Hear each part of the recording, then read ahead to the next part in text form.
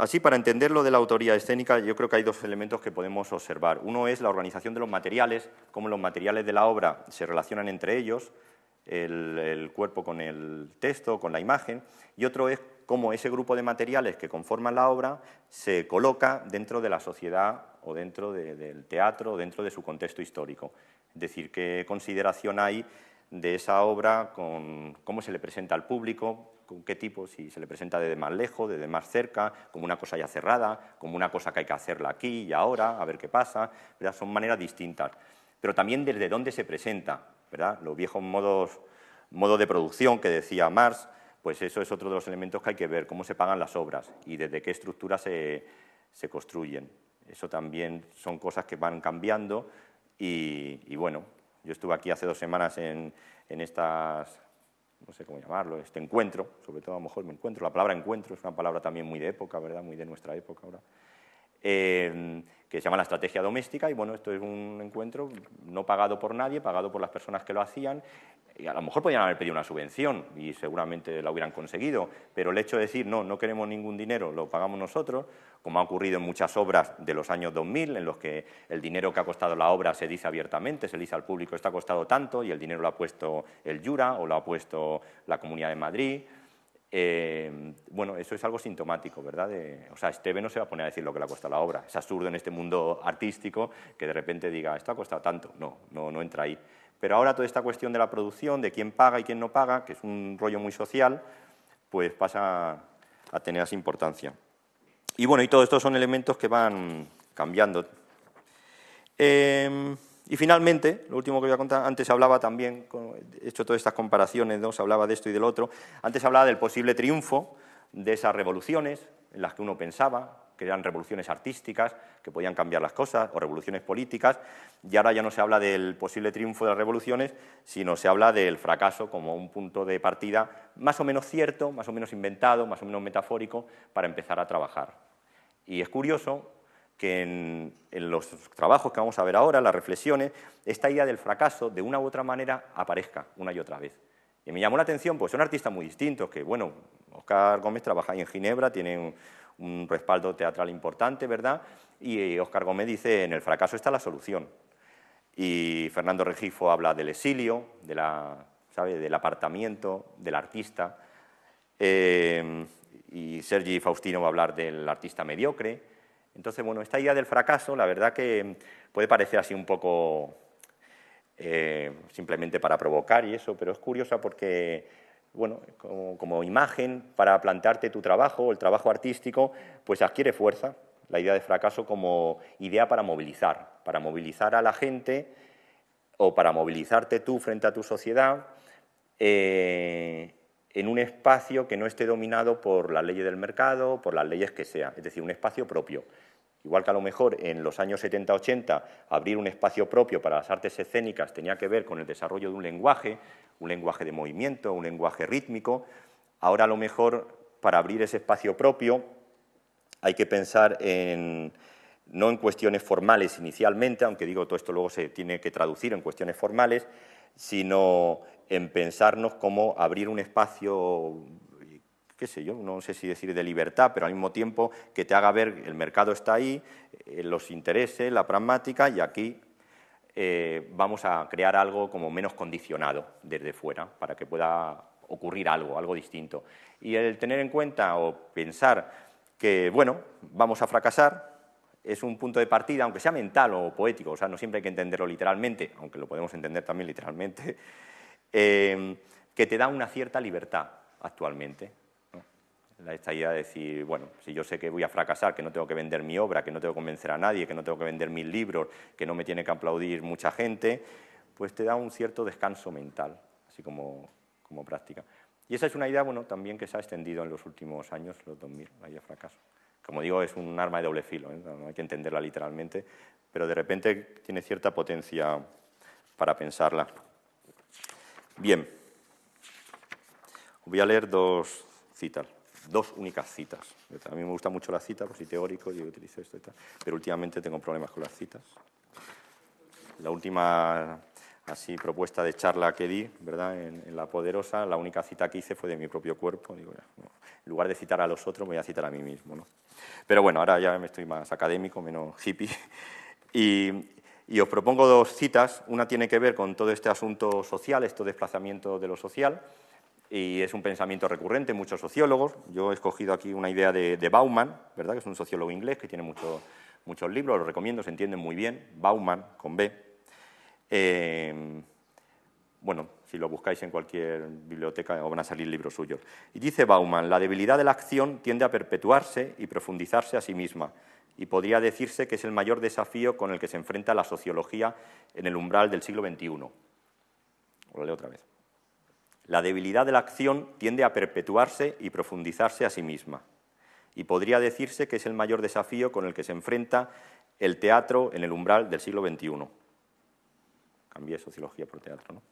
Entonces, Bauman habla de la debilidad de la acción porque dice que todo un vocabulario social, que es el vocabulario clásico de la economía del siglo XX, los sindicatos, las clases sociales, pues ha entrado, no voy a decir ha entrado en crisis, porque la palabra crisis ya se ha repetido tanto que no sé si significa algo, pero bueno, hay todo un vocabulario que ya no te sirve a lo mejor para entender lo social. Y él dice que como parte de este vocabulario, la idea de acción política, ¿verdad? Os recuerdo ese texto de Lenin de comienzo del siglo XX, ¿qué hacemos? ¿Qué hacemos? Y el siglo XX se cierra con la campaña de Obama diciendo nosotros podemos, esta necesidad de acción, de alguna manera pues podría parecer como que se hace más difícil hacer que una acción política tenga credibilidad, ¿verdad? Tú ves a alguien manifestándose y dice, bueno, este le ha pagado a alguien, se ha quedado en el paro y quiere que le vuelvan a contratar, no le han dado el finiquito, o sea, le ves como una serie de intereses, ¿verdad? Y te cuesta creerte la credibilidad. Paralelamente en el arte podemos pensar que pasa lo mismo, o sea, cuesta creer una acción. El arte escénico, ¿verdad?, pues también uno de sus componentes son las acciones, y esas acciones te las tienes que creer para que la obra funcione. Y entonces esto es una lucha. En el teatro, a partir de los años 90, yo creo que uno de los elementos que van a buscar los creadores es que eso que está pasando en escena sea creíble, pero sea creíble a un nivel no ya formal, que sería lo de Esteve Grasset, ¿verdad? Esto formalmente no lo creemos, sino que sea creíble incluso socialmente, que tú te crees al artista como un actor social. Creo que eso es algo que como que se trabaja en muchas obras, ¿no? El hacer las acciones creíbles y la dificultad para que estas acciones sean creíbles. Que esto en otras épocas a lo mejor uno salía a la calle, empezaba a gritar una pancarta y dice, bueno, esto es una protesta política, te lo crees, ¿no? Y hoy día, pues, y en el teatro pues podría tener el mismo problema también, tener que hacer la acción creíble, que nos creamos las acciones, lo que está ocurriendo. Y nos decía, no, mira, está haciendo esto para que el programador la contrate y pasar por los festivales, no sé qué, ¿no? Y bueno, es una manera de leer muchas de las obras de los últimos años. Todo esto son lecturas que yo hago, ¿eh? Podéis estar en desacuerdo, y no sé si hubiera aquí gente así, de, pues yo no estoy de acuerdo, no sé qué. Solo una propuesta, ¿no?, para pensar algunas líneas de creación. Y aquí tengo otra cita de Rodrigo García, del año 98, y dice, está muy interesante también, dice, me dijeron un día, eso ya ha fracasado, esa revolución ya ha fracasado, la hicimos nosotros y perdimos. Usted, que es joven, no puede seguir pensando así. Sin embargo, me parece que el sentimiento de opresión, de masificación que hay que combatir es el mismo en el fondo, lo que cambia es la manera de actuar. Combatimos contra el bienestar de unos, les hacemos ver el escaso bienestar de otros y que esos otros son mayoría. Les decimos que no se puede estar verdaderamente a gusto, en el fondo a gusto, en un sistema podrido. Actuamos cada cual desde su posición. La doctrina es, no tengamos doctrina, son acciones pequeñas, locales, lo que no es poco. No, es interesante por varias cosas. Primero, por ese que dice que lo de la revolución ya lo hicimos. Entonces, a él no conozco mucho el contexto de la entrevista, pero seguramente se lo está diciendo por el tipo de teatro que hace.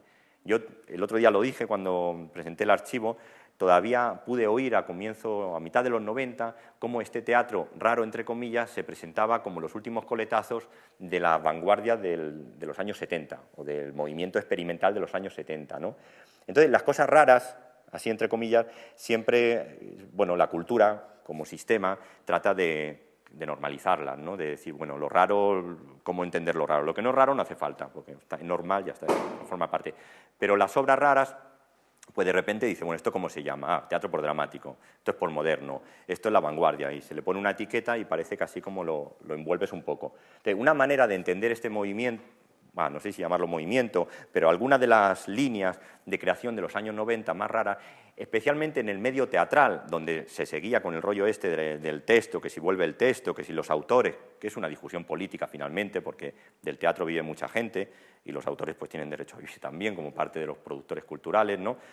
Pues en aquel momento una manera de entender lo que hacía Carlos Marquerie y quizá otros, como digo, más ligados al medio teatral, es decir, bueno, estos son los últimos coletazos de algo que ya pasó, ¿no? Entonces, igual que se puede pensar que la experimentación escénica o el teatro de creación escénica en realidad es algo de una época, un sarampión que pasó, la idea de revolución social o digamos, de activismo social, pues también se puede decir, bueno, esto es algo que ya se hizo. Entonces, esa réplica, que lo mismo hasta se la ha inventado Rodrigo, que es muy teatral también, ¿no? Para que le quede bien el discurso, es interesante para, digamos, la dificultad para volver a pensar la cuestión de la experimentación escénica o que se tuvo en los 90, porque yo creo que ahora ya, pues, ya todo esto se puso en marcha a lo largo de los 90 y en los 2000 pues ya llevamos muchos años viendo cosas raras que a lo mejor ya no son tan raras, ¿no? Y esa dificultad, insisto, tanto es para repensar la idea de, bueno, de reaccionar frente a lo social, de que el arte sea una reacción frente a lo social, que siempre lo ha sido, pero en el caso de obras como la de Esteve, ¿verdad? Pues bueno, yo estoy seguro que Esteve era hijo de su tiempo y ese tipo de obras ahora las podemos seguir poniendo porque nos sirven para pensar otras cosas, aunque no se hable de, no sé, de muertos ni de cosas de estas. Pero en los 90, pues bueno, a partir de los 90 como que esto hay que volver a repensarlo, como pensar las líneas de creación escénica que tienen que ver con el nuevo o con una reformulación de la autoría escénica y al mismo tiempo cómo repensar pues una posición distinta frente a lo social, que es realmente difícil. Y yo creo que muchas de las, o algunas de las reflexiones que vamos a ver a partir de ahora tienen que ver con esto, con esa dificultad o al menos con la necesidad de pensarse frente a un contexto de mercado, un contexto económico, es decir, institucional. Bien, entonces, a partir de ahora vamos a hacer eso, vamos a ir viendo las reflexiones de los artistas y las vamos a ir comentando. La verdad que creo que en parte he hablado demasiado, porque ya con todo esto que he dicho, pues ya las vamos a leer de una manera determinada.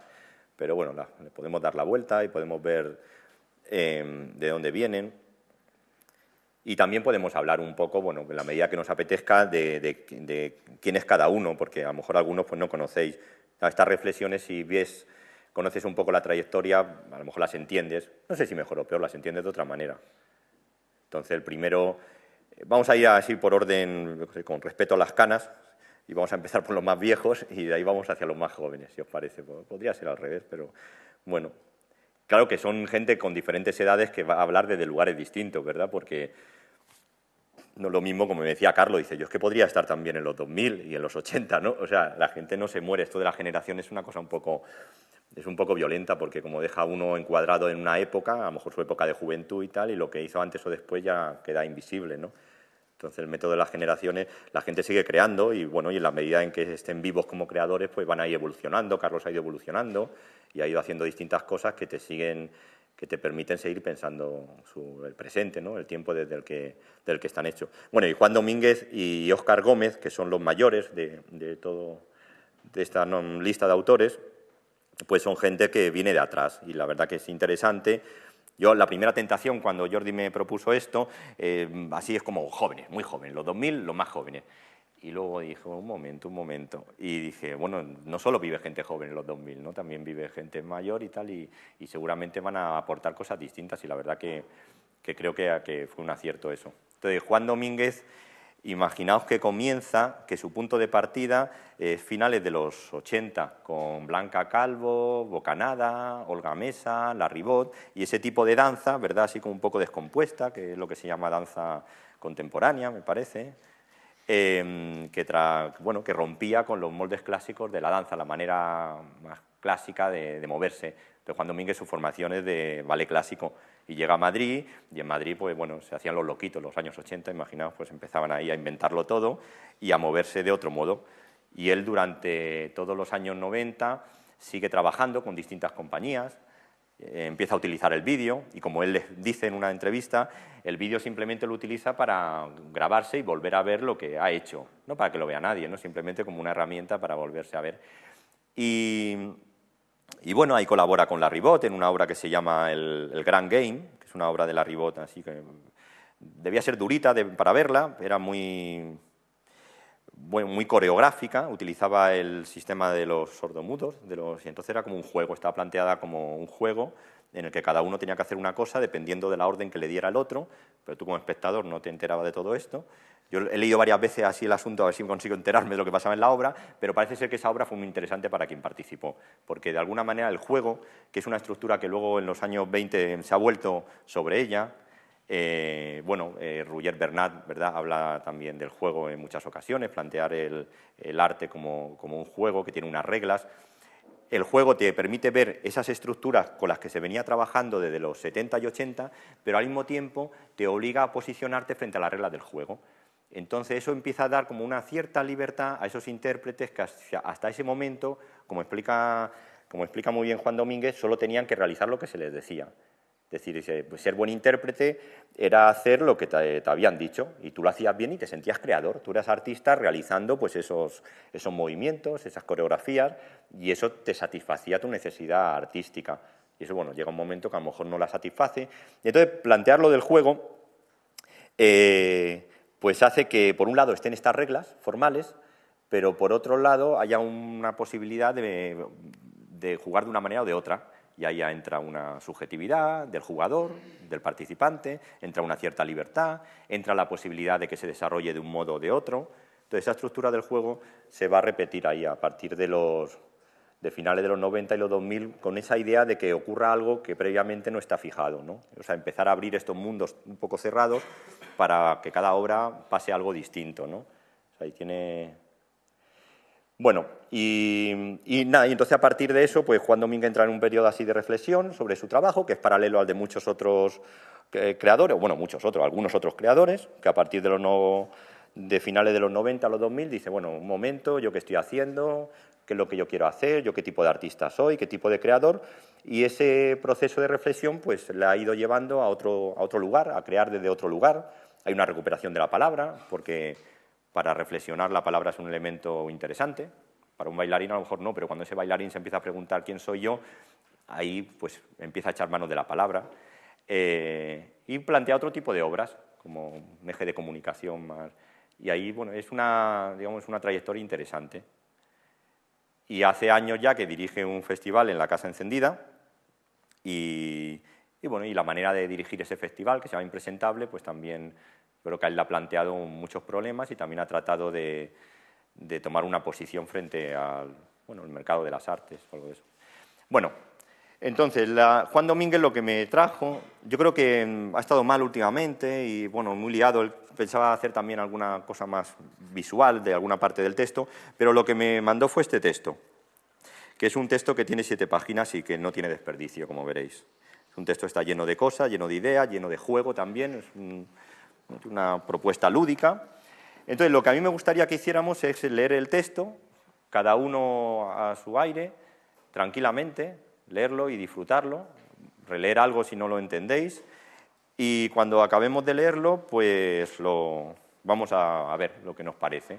Entonces, cualquier cosa que veáis en el texto que os llame la atención, con la que estáis de acuerdo, con la que no estáis de acuerdo, o que os haga pensar sobre cómo él se está presentando en este texto, porque él se está reinventando ahí como autor, ¿verdad? Hay un lado de ficción en el texto, y luego pues comentamos todas estas cosas. Entonces, la cuestión, bueno, lo leemos ahora, porque también podéis salir a leerlo. Bueno, vamos a dejar como, digamos, 20 minutos o así, ¿no? Pues son 7 páginas para poder leerlo y luego continuamos. ¿Qué os parece? ¿Qué habéis pensado? ¿Veis al principio habla como de una ficción? Bueno, esto es para que vayáis vosotros pensando lo que queréis decir, ¿no? Pero es curioso porque, bueno, es solo una ficción que él se inventa, ¿no? Pero él relaciona la desaparición del concepto de autoría con la desaparición del cuerpo. Y yo no creo, o sea, creo que el cuerpo, Creo que sería más bien al contrario, la intensificación de la conciencia del cuerpo lo que podría llevar a la desaparición de la autoría. Pero en la ficción que plantea es como que los cuerpos se han dispersado y así se dispersa la autoría. Pero la autoría es una cosa que le cae al cuerpo, es una abstracción que le cae al cuerpo desde encima. Y la desaparición de los cuerpos podría llevar al contrario, a una intensificación de la idea de autoría. Bueno, esto es como una tesis así de ciencia ficción. Pero ¿qué cosas qué habéis pensado sobre el texto? ¿Qué os parece? ¿Os ha llamado la atención algo? Aparte de que os dice que mováis el culo. O sobre todo eso, ¿no? Porque es que el texto es una invitación a la acción, a hacer algo, ¿no? A hacer. Veis ahí al comienzo que habla de revolución y de resistencia. Eso de resistencia va a volver a aparecer. Pues Sergi Faustino también va a hablar de resistencia. Hombre, a mí hay una frase que tiene mucho que ver con el momento en el que estoy ahora, personalmente, y que creo que tiene que ver mucho con ese momento en el que un artista llega según qué punto, cuál es su función a partir de ahora, que es, él dice en la página 2, casi en el penúltimo párrafo, dice, no deberíamos ahora que hacer obras, es lo que se nos enseñan y posteriormente obligan, dejar de producir y pensar en qué es lo que necesitamos y cómo conseguirlo, ¿no? Y entonces yo creo que sí que es un buen momento histórico como para, y es normal que Juan Domínguez a su edad ya, después de toda su carrera, que a lo mejor el futuro de ciertos artistas a partir de ahora ya es dejar de hacer ese arte y realmente pensar qué se necesita como arte y contribuir a ello, porque a veces me interesa mucho cuando los artistas pasan de ser generadores de propio arte para estimular un nuevo espacio donde otros artistas propongan su nuevo arte, ¿no? Y es un nivel de reflexión y un nivel de propuesta que normalmente no se habla de ella, pero sí que creo que gente como Juan Domínguez, además, sería muy importante que realmente empezaran una etapa en que fuera posible, porque como pensador yo lo valoro muchísimo y en ese sentido creo que puede proponer una nueva mirada, que también habla mucho de la mirada, sobre qué sería interesante a partir de ahora explicar, hablar, conocer, ¿no? Y eso a mí me ha llamado mucho la atención. Sí, es verdad. Sabéis que plantea también la discusión, la ha como desplazado de discutir la obra, qué tipo de obra hay que hacer, que tampoco se habla mucho de la obra por dentro, sino está desplazada a eso que dices tú, a qué necesidad hay para hacer la obra. Es como si el hecho de ser artista o de producir la obra tuviera un interrogante y la propia obra fuera cómo yo respondo a ese interrogante. Entonces eso abre un espacio de reflexión, quizá por eso también tantos festivales hay encuentros, se habla tanto, hay obras que son casi conferencias, ¿no? Hay como todo un ambiente de reflexión, no ya de qué lenguaje utilizar, sino de cómo entender, ¿no?, esa necesidad, como dice ahí, de crear. Y la apertura de ese tipo de espacio, ¿verdad?, en sí mismo podemos pensar que es parte del trabajo de un artista. Si veis, ahora en MAPA estuvo Isidoro Valcárcel, ¿verdad?, que es artista plástico, y digamos, la obra de Isidoro Valcárcel es casi su actitud frente al arte. Él ha convertido su actitud ética frente al arte en su obra. Como parte del trabajo del artista consiste no solo en producir, sino en pensarse dónde está, qué tipo de cosa hace, como en abrir una reflexión teórica que luego se traduce en el tipo de obra que hace, o el tipo de festival, o el tipo de espacio. No sé, cada espacio invita a sitios, a tipo de encuentros distintos, ¿no? Lo que pasa es que en ese sentido de transformar, en la página 4 que habla dice que hoy día siente que falta un para qué, ¿no? Que en la mayoría bueno, decir la mayoría, pero sí que siente que hay artistas donde solamente se preocupan del cómo o del qué y no del para qué. Bueno, me parece interesante y cómo vincula eso con el sistema educativo, ¿no? Y con este discurso un poco donde quizá la forma y la estética tenga más importancia del transformar o del usar ese espacio escénico para una transformación. No sé si él, no conozco su trabajo, pero me preguntaba si él efectivamente usa su espacio escénico para transformar y logra esa transformación, porque luego habla del público y de las propuestas que él ha hecho con el público, que parecen interesantes. No sé si van a pasar hoy algún vídeo así para verlo, pero me ha parecido curioso, porque creo que es en estas jornadas el primer momento que se habla un poco del para qué como a sí mismo, ¿no? Claro.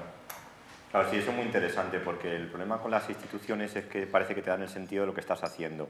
Una institución es conservadora por naturaleza, tiene que ser conservadora, si no desaparece como institución. Y entonces, bueno, que haya una institución, todo lo hemos pensado alguna vez, se puede formar un artista, se puede enseñar a ser escritor.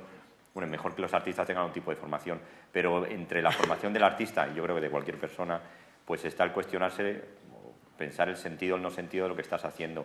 Y claro, la institución parece que eso como que te lo soluciona de alguna manera.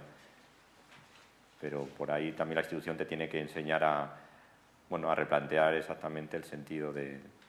Y la búsqueda de ese sentido tiene que ver con ese hacer al público más presente. Él en su obra se ve muy claro. Yo cuando os conté que en los años 90 él se empieza a grabar en vídeo, y dice, pero yo me grababa no simplemente para tener un ojo externo, que no necesitaba que fuera una persona, podía ser una cámara y me volvía a ver. Y a partir del 2000 va iniciando un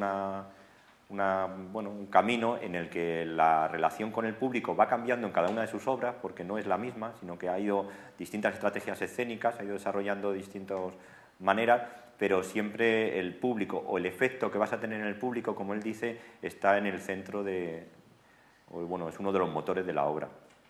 Desde modelos muy distintos, porque, digamos, su primera obra, así en plan casi confesión o testamento y tal, cuando su obra de la ruptura es una obra en la que deja de bailar y se coloca frente a una cámara con un vestido con un traje, dice, bueno, me he pasado toda mi vida bailando desnudo, y ahí aparece con un traje, con corbata, y está en una mesa sentado, y el hecho de no bailar ya es sintomático, sentado frente al público, y va pasando una diapositiva hasta una pantalla. Entonces la situación es muy estática y muy frontal. Y bueno, pues tiene una cosa de presentarse, de dejarse ver, pero claro, la cuestión del yo es muy importante. Claro que en los 90 aparece este yo, todo el teatro autobiográfico, pero hay que ver también qué tipo de yo, porque los yoes son muy distintos, hay muchas maneras de reivindicar ese yo. Puede ser un yo más místico, más trascendental, más antropológico, pero el yo que se ha ido desarrollando desde los 90 y que inicialmente en los artistas en algún momento suele pasar por el yo autobiográfico, pero como luego Sonia Gómez habla de esto también, eso se agota, porque tú tu vida la puedes contar una vez o dos veces, pero la tercera vez tienes que hacer otra cosa, aunque esa cosa puede partir de un material muy vivo. Es decir, que, como dice también Godard y tantos otros, el yo es algo que se escapa al yo. O sea, el yo, Óscar Cornago, como la profesión que sea, es una reducción de mi yo es lo que está por detrás, es de lo que yo me alimento, es algo que es mucho más complejo y tiene una fuerza que no se reduce a esa identidad. Entonces, este tipo de obras que en algún momento han jugado ese trabajo en primera persona a partir de lo autobiográfico, de contar la vida, luego se han seguido desarrollando desde otros lugares. Y uno de los lugares para exponer el yo es el efecto que produces en el otro. Es decir, el yo lo puedes pensar de muchas maneras. Hay un filósofo, Levinas, ¿no?, que es un filósofo que habla mucho de ética. Entonces él dice que la ética está antes que la ontología. O sea, no es primero yo soy y luego yo soy frente al otro. Es primero yo soy frente al otro y luego soy. Yo soy en función de lo que soy frente al otro. Entonces, le damos la vuelta, no viene primero la esencia del ser, sino que primero viene la relación con el otro y eso define mi ser. Y bueno, y esta postura artística de definir la obra en función del efecto que causa en el otro, pues tendría que ver con esta especie de filosofía no ontológica. Es decir, una obra es el efecto. Levinas define la ética como la capacidad de afectar y ser afectado. Entonces tú puedes decir, yo soy en función de de cómo afecto al otro, y el otro es en función de cómo me afecta a mí. Entonces, y estas propuestas artísticas, la de Juan Domínguez concretamente, pero también otros, se pueden pensar desde ahí, están hechas en función de que quieren afectar al otro de una manera o de otra. Entonces la poética se crea desde esa necesidad de diálogo. Aunque luego esto se puede formalizar de muchas maneras. O sea, nosotros podríamos, es que si nos ponemos a poner obras, me parece que se nos va el tiempo totalmente. Pero las obras de Juan Domínguez tienen un formato muy distinto. Lo que ahora está presentando su último trabajo en Madrid, y es una obra con un trabajo mucho más intuitivo, más orgánico, en el que lo que le está proponiendo al público, todas las obras proponen al público algo, le proponen de una u otra manera, ¿no? Pero a veces es más explícito esta necesidad de decir al público, ¿qué es esto? O sea, cuando tú estás delante de una obra y te preguntas, ¿qué estoy viendo? Esa es una buena pregunta para estar delante de una obra. Cuando tú ya sabes lo que estás viendo, pero cuando estás viendo una cosa dices, ¿pero qué es esto realmente? ¿Qué es lo que está pasando aquí? Y el modo de trabajar de Juan Domínguez desde los 2000, desde que hizo esta pieza que se llama Todos los buenos espías tienen mi edad, y las otras, siempre ha sido una confrontación desde distintos ángulos. ¿Sí? La manera de formalizar esto no es solo que el artista viene y te cuenta su vida, que es una opción, pero que es una opción que se va a agotar, sino que se puede hacer desde otros muchos lugares. Y en esta obra concretamente, que es un trabajo muy orgánico, muy intuitivo, lo que le plantea al público es que saque la historia. La historia no te la cuento yo, sácala tú. Entonces, bueno, ahí te ves un poco y dices, bueno, no, la obra no te va a dar el sentido de la obra. No sé, ¿te he respondido un poco todo este follón? Más o menos. Pero vamos, el público pasó a ser ya no solo un receptor de la obra, sino alguien a partir del cual se hace la obra. Y eso ocurre con Juan Domínguez y ocurre con todo. Y eso tiene que ver como es sintomático de una necesidad social. Pero me refiero, ¿estarías de acuerdo con lo que dice que hoy día la mayoría de los artistas en esta década del 2000 al 2010 no miran el para qué, sino que están solamente focalizándose en su proceso y en el qué? ¿Estarías...? Que si también, ese pasaje en el DVD, ¿no? que lo voy a pasar, no nos olvidemos, ese tiempo hay que reservarlo. Cuando nos queden 3/4 de hora, ahí cortamos. Porque yo también tengo miedo, no voy a mostrar mi trabajo. Yo ese pasaje lo metí en el DVD y luego lo quité, porque creo que tiene un lado de provocación también. O sea, es decir, últimamente la enseñanza de las artes se ha desarrollado mucho en las instituciones. Entonces, como que las instituciones están ampliándose con todo lo de los másteres, los posgrados, están ocupando un poco el espacio, lo cual es bueno, pero también puede ser peligroso. Por esto que dice Juan Domínguez, que las instituciones te enseñan, te dan las herramientas, pero a lo mejor, claro, tú cuando dices, yo doy clases también en máster y yo me pregunto, ¿cuál es la formación que hay que darle a un artista?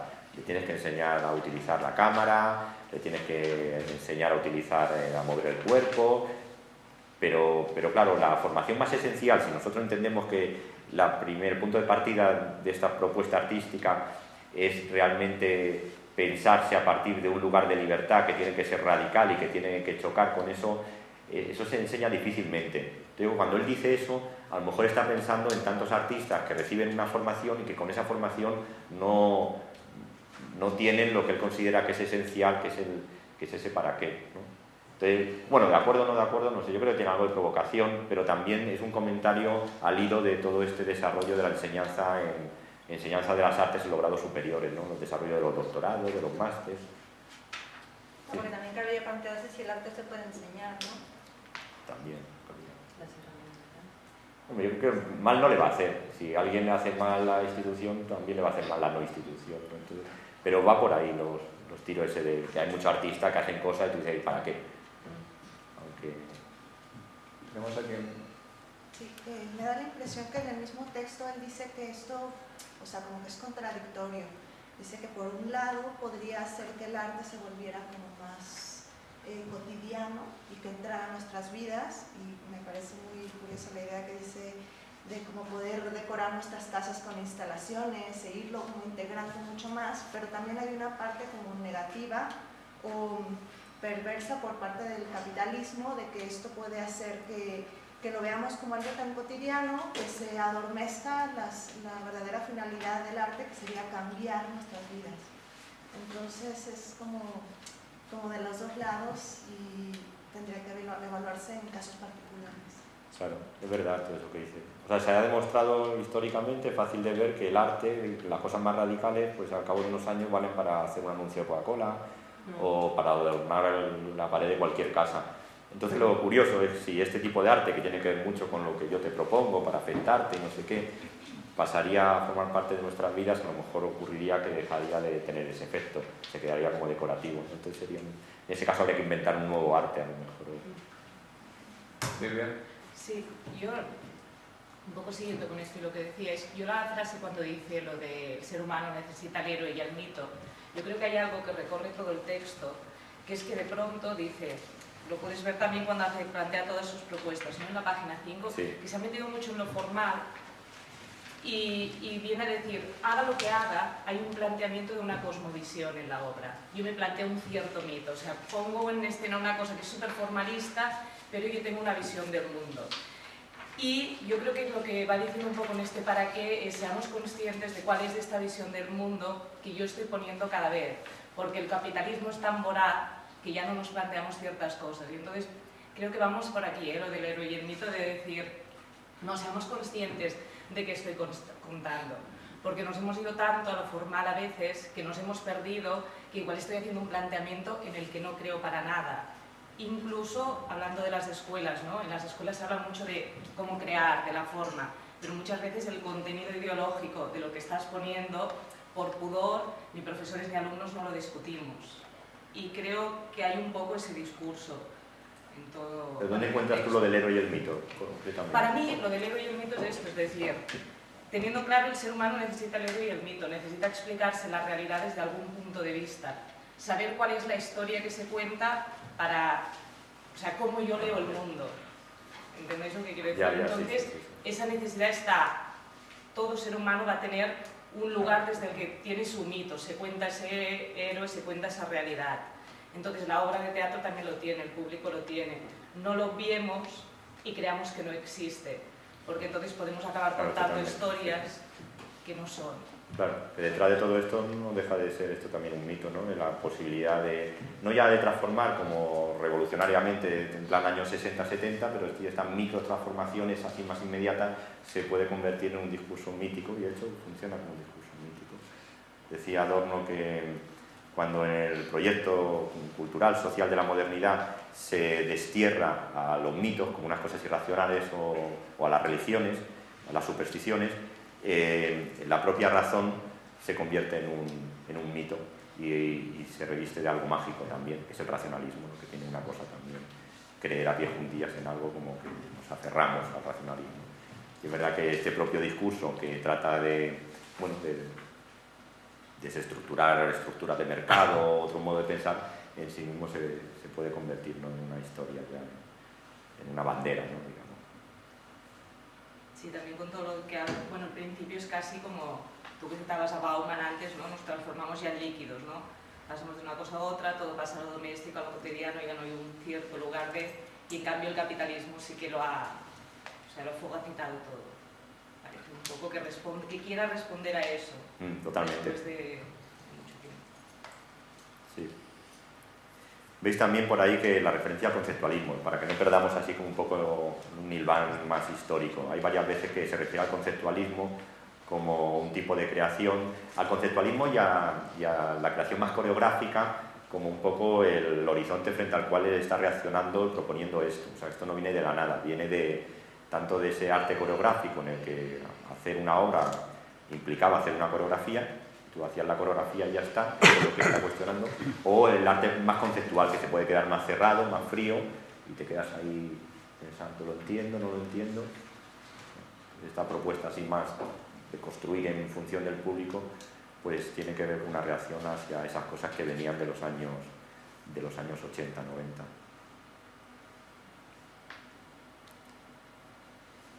Hay referencias que se van a repetir ahora en cosas que vamos a ver. Antes de empezar, el ser humano va a aparecer varias veces. Es interesante que, bueno, el ser humano, todo el mundo puede, cualquier artista puede hablar del ser humano, pero quizá Esteve Grasset hablaría menos del ser humano que, o sea, hace 20 años, ¿no? En un ambiente más de investigación formal, quizás no aparecería tanto el ser humano. De todas maneras, cuando aparezca el ser humano, no os quedéis pensando ya hemos llegado. El arte, las artes vivas tratan sobre el ser humano. Pensad qué tipo de ser humano. Porque detrás de esa abstracción que se llama ser humano existen maneras muy distintas de entender lo que es ser humano, ¿no? El ser humano puede ser muchas cosas, ¿no? A veces es una abstracción que se repite, pero bueno, hay que ver cómo se entiende eso. Más cosas, alguna cosa más. Y vamos a pasar a ver otra cosa, porque si no, no...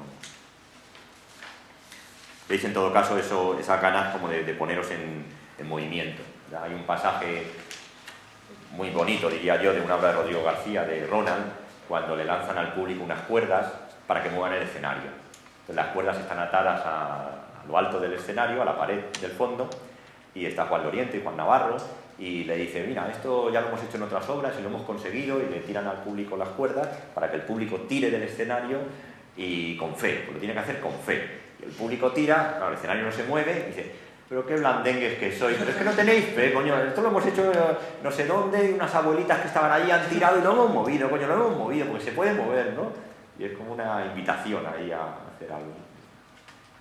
Ah, creía que tenía la mano levantada. Bueno, eso también es recurrente, esa cosa de ponte en movimiento. que, bueno, puede ser una manera muy simplificada de decirlo, pero se ve en muchas obras. Insisto, de estrategias muy distintas, porque si veis, pienso yo ahora, Angélica Lidl, pues tiene también en muchas de sus obras esta cosa desde otro lugar. Angélica Lidl, Ricardo III, que son 2 horas y pico, oyéndola decir palabras como una cascada, es casi como, darte un puñetazo y haz algo. O sea, y muchas de estas propuestas tienen que ver con eso, con si la obra funciona es porque te ha puesto en movimiento. Si no te ha puesto en movimiento, esto no ha funcionado. Y en movimiento social, digamos, no solo movimiento espiritual, movimiento místico, sino en un movimiento que a su vez tú afectes a otro. Y toda esta parte final de Juan Domínguez, decir, mover los culos, hacer algo, hacer lo que sea, hacer fracasando, que aparece ahí ya, no penséis en el mercado, hacer lo que os apetezca, pero hacer es algo que está así como muy... que no es nuevo de ahora, todas estas cosas tienen que ver con toda la modernidad, no estamos inventando nada, pero quizá en este momento se vuelven a reformular de otra manera, a partir de esa enorme presión que hay en el mercado, de la facilidad del mercado para convertir todo en un producto, del tipo de programación que hace el festival, pues tiene que ver con resistir un poco a eso, a las grandes corrientes, a los grandes espectáculos. Bueno, ¿queréis decir alguna cosa más sobre todo esto? Si no, pasamos a ver... Bueno, yo creo que lo que quiere es que la vagueza, que hagamos algo, lo que sea, para revolucionar, que es un compromiso entre todos, ¿no? De hacer algo. Yo creo que ahora, en estos tiempos, hay cosas muy interesantes, gente muy formada, hay muchos avances, pues a mí nos falta algo que renueva, que cambie, ¿no? Aplicable tanto a grandes maestros como a grandes técnicas, ¿no? Algo que... De hecho, el otro día hablaban de esto del teatro comercial, tal, por ejemplo, Focus, como un elemento de algo comercial, que muy productivo, y el término medio, ¿no? de lo alternativo. Pero claro, Focus, por ejemplo, sus ingresos no están justamente en el teatro, por ejemplo, están en vender elementos o focos o poner instalaciones. Claro, eso me preocupa. La cosa es, ¿qué estrategias, lo que él planteaba, qué estrategias debemos seguir? ¿Cómo hacer esta revolución? Esta es en el planteamiento que estoy, ¿no? ¿Qué caminos debemos seguir para hacer un poco el clic, ¿no? Que sea algo, aumentar el mercado, no sé. Ya, es que no es fácil este asunto. Yo últimamente hablábamos con unos amigos de gente que ha hecho, bueno, ha estudiado en Ámsterdam, que está en Ámsterdam, donde las condiciones económicas son mejores, donde acabas tus estudios y te pagan varios años hasta que te consolides como artista, encuentres un hueco, y bueno, donde se vive bien, y algunos echan de menos a lo mejor el estar aquí, pues un poco, porque mientras, ¿sabes? Las instituciones hacen de colchón entre tú y la realidad, te protege, porque están para eso, el Estado te protege, y cuando tú te ves más desprotegido ahí te pones en movimiento. Por eso también decía Godard lo difícil que es ser intelectual en Europa, pues es más fácil intelectual en Latinoamérica, o intelectuales, o artistas, ¿no? Entonces, bueno, esto es un poco contradictorio, no vamos aquí a bendecir la santa pobreza, pero a veces este ponernos en acción tiene que ver porque nada nos toca realmente, pues estamos muy protegidos por seguridades, instituciones, mercados, entonces estamos encarrilados, y alguien hace algo que se sale y se le encarrila rápidamente.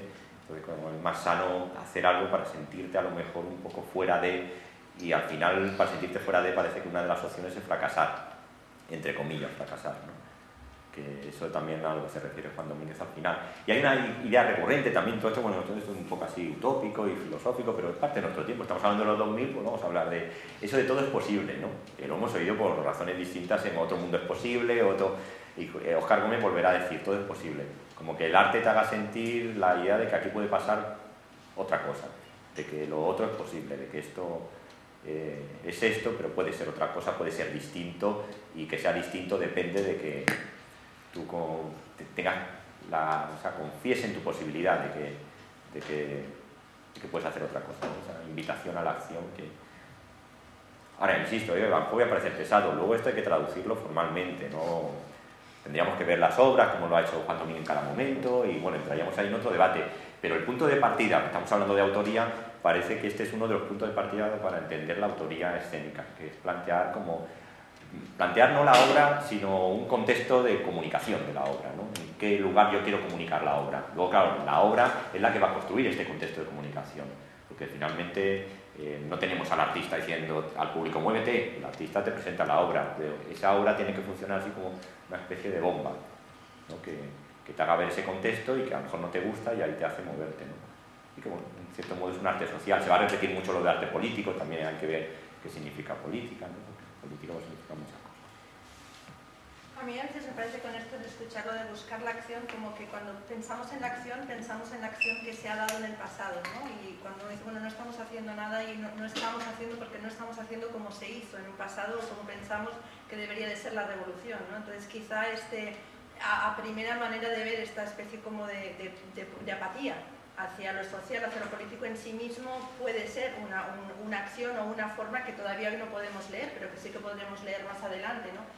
Entonces, a veces también esta mirada tan negativa hacia la generación de los que están empezando ahora, de los que están haciendo cosas en esta época, en todos los sentidos, porque no creo que sea algo que solamente pasa por el arte, sino en muchas disciplinas se encuentra esta especie de, bueno, como de cosa que no se sabe muy bien qué es, ¿no? No hay, pues, que el sistema lo ha podido todo, no hay un enemigo, como se decía ayer, y es claro, ¿no? O sea, hay una forma, quizá, que nos debemos de plantear de estar en el mundo, de estar hoy día transformando desde desde otra forma, desde otra acción, que no sé si a lo mejor pasa por la acción entendida como la lucha o como el esfuerzo o como ¿no? Como algo muy físico, a lo mejor pasa por otros tipos de acciones que sean más sutiles, que sean más efímeras, no lo sé, ¿no? Entonces, quiere decir que igual abrir que es toda la sensación como que si no es revolución, si no es lucha, si no es esfuerzo, si no es algo que lleve a la acción muy física, en este sentido, de hecho ayer decían las manifestaciones, hoy en día tampoco no sirven de mucho, y hace unos años eso se hubiese entendido como revolución.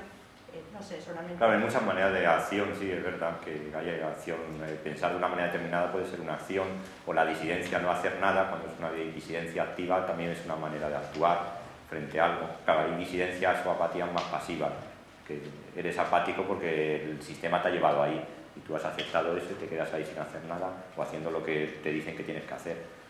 Pero estoy de acuerdo que no, la acción siempre es salir a la calle con una pancarta. Lo que sí es cierto es que yo creo que sí que hay un enemigo muy voraz actualmente, que es precisamente la inactividad, la pasividad. Yo creo que todo el texto de Juan va un poco en el sentido de por favor, empezamos a hacer algo. A lo mejor no se trata de revolucionar inventando nada nuevo, a lo mejor se trata simplemente de volver a un punto, porque la historia son ciclos, ya lo sabemos, y es cierto que estoy de acuerdo con él en que sé que estamos, los 2000 yo creo que se caracterizan en general, hablo en general siempre porque yo sé que quede muy claro, por decir, bueno, yo soy así y vosotros que venís a ver lo que yo os digo, si os gusta bien y si no también, pero como que no trasciende más allá. Entonces yo creo que Juan está diciendo, bueno, quizá hay que recuperar esa posibilidad de transformar, esa voluntad clara de decir, tengo algo que decir y lo quiero decir, porque a veces yo también encuentro faltar los 2000, según mi punto de vista y en general también, repito, se caracteriza mucho por que hay pocas cosas que decir, más allá de cosas muy superficiales que tienen que ver con un mundo muy personal, ¿no? Y realmente pocas cosas que decir respecto a lo que nos pasa y sugerir un punto de vista, ¿no? Porque al fin y al cabo el arte acaba siendo eso, sugerir un punto de vista donde tú te identificas o no te identificas, donde tú te apoyas y lo utilizas a veces como ariete o no, simplemente. Y ese enemigo yo creo que es uno de los más feroces actualmente, que es la pasividad absoluta. Yo no voy con nada, ¿no? No voy con nada. Suena un poco ochentero y parece un poco abuelo cebolleta, es cierto, pero lo digo también desde mi conciencia de contemporaneidad absoluta, es decir, y a veces también me siento un poco atrapado por esa posición, porque a veces es un poco como resignación general, pero yo intento activar cosas y realmente apuesto por la gente que apoya esa actividad continua y se trata un poco de a lo mejor recuperar ese sentido, ¿no? No sé. Bueno. Igual es pronto también para mirarlo. No sé, a veces me planteo que los umbrales, hasta dónde llega el umbral, esa pasividad llegará un momento que tenga un umbral donde allí llegó y no sabemos qué reacción tendrá. Sí, estoy de acuerdo contigo, porque además en el Escáner 2 yo quería poner una ponencia que al final no surgió, no se resolvió bien, que es ¿ahora qué? Porque tengo la sensación de que hemos llegado al final de un ciclo. Pero esto es ahora, o sea, hace 2 años no la tenía, ¿no? Y hemos llegado al final de un ciclo en que se queda arte escénico, y en cuanto a autoría. Y creo que ahora se está fraguando otra cosa. Y me hubiera gustado que aquí alguien nos hubiera explicado qué opina él hacia dónde vamos, ¿no? Pero sí que es cierto que coincido contigo en que yo creo que sí, que ahora se está preparando algo, vamos a ver qué es. Quizás sea esto, yo creo que Juan también va un poco, él da su opinión, creo, y además lo hace muy bien, creo yo, no sé, me gusta mucho este texto en muchos sentidos. Quizás sea eso, sí. Hay una cuestión que también, bueno, nosotros hablamos de todo esto, pero luego lo cierto es que la imagen romántica del arte, que decimos que puede estar superada, está lejos de ser superada. Luego va a haber una obra y la valora porque buena obra o mala obra. Y eso sigue pesando mucho, aunque a veces no, ya no.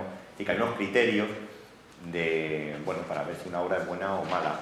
Y cuando él dice al final que deja mucha libertad a la gente, que no le dice a nadie lo que tiene que hacer, cada uno hace lo que quiere y a veces hacen cosas que a él no le gusta, pero hay que ceder, eso es un terreno también curioso, ¿no? Porque nosotros aquí no vamos a hablar de criterios formales, en otra época lo podríamos haber hecho, si una interpretación es mejor o peor, si, bueno, una imagen funciona, si un movimiento está bien hecho o mal hecho, lo bien y lo mal, ¿no? Que es algo que siempre está muy ligado con la valoración del arte.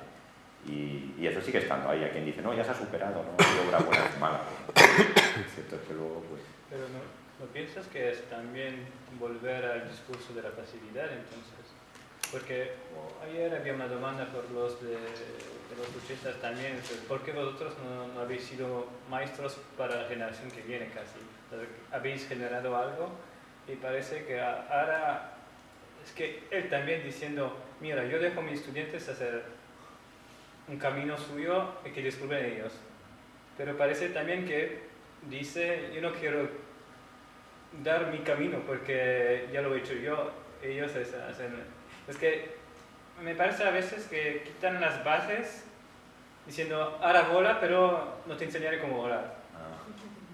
Como lo tienes que aprender tú solo. Sí, y parece sí. A veces como una falta, sí, dejarse pasivo de frente a un, vale, soy vuestro prof, pero ¿dónde empieza la estructura para apoyarse, para crecer? Y ¿dónde empezar la pasividad, ¿no? El no voler decir exactamente lo que pienso, en un sentido. No sé, yo me quedo siempre un poco así.